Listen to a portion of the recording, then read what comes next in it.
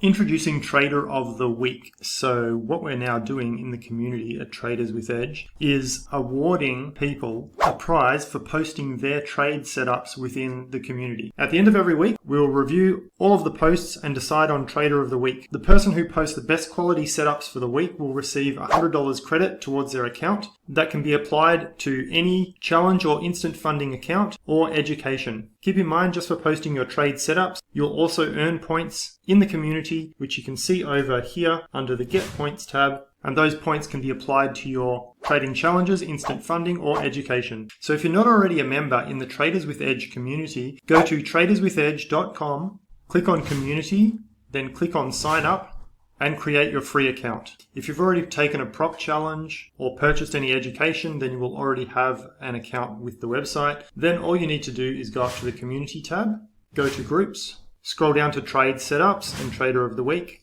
Here you'll see a description of the group. Be sure to read the terms, then simply click on discussions, simply post on the weekly thread, and you'll be in the running for Trader of the Week. I'm looking forward to seeing your trade setups inside the community soon.